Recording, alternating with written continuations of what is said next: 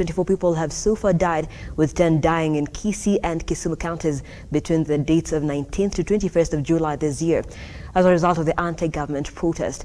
The report was compiled by the Law Society of Kenya, Kenya Medical Association and Amnesty International. LSK President Eric Theri now says they will take legal action if Azimio and Kenya Kwanza do not take responsibility for the protest victims. The anti-government protest left a trail of destruction and death. A report by the Law Society of Kenya and Amnesty International now reveals that at least 24 people died as a result of police brutality in the Nyanza region.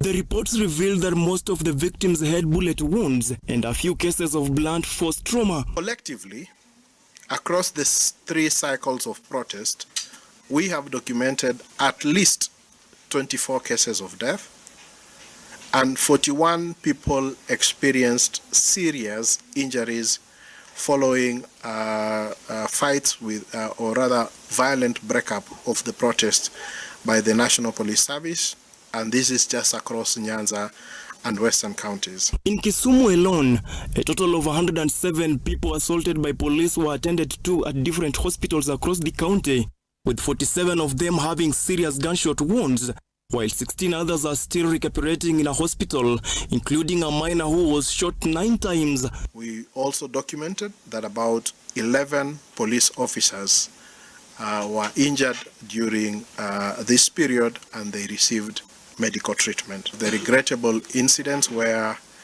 2 brothers said to have been removed from their Nyalenda home, and they were beaten up by police. The society is threatening to take legal action against the Kenya Kwanza and Azimio One Kenya coalitions if justice is not served for the victims. Now, with regards to the way forward, now we'll be looking at it on a 2-pronged manner. We will seek for accountability from the police with regard particularly command responsibility by the IG.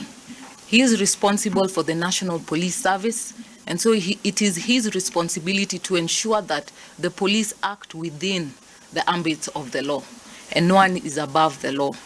Secondly, we'll also pursue compensation for the victims. The Kenya Medical Association has also raised an alarm on police brutality, accusing the officers of tampering with evidence. This, as they say, is based on the cases they have examined. Ramogi Oginga Odinga Teaching and Referral Hospital being tear gassed on one of the Maandamano days. We also received reports of ambulances being attacked, being stoned and vandalized. We had an ambulance driver that was dragged out of his ambulance and injured.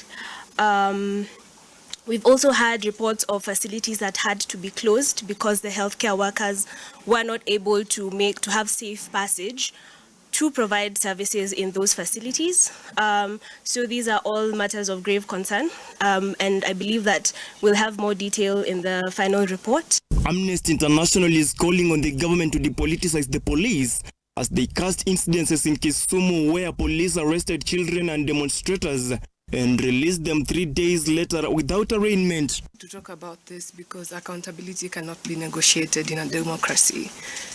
The National Police Service Act is clear on how police need to conduct themselves. Lobbyists led by the Law Society of Kenya and the Kenya Medical Association are now calling on the government and the opposition side to ensure that it compensates all victims of the post or anti-government demonstrations, or else it moves to the court. Stanley Lugaria, Look Up TV, Nairobi.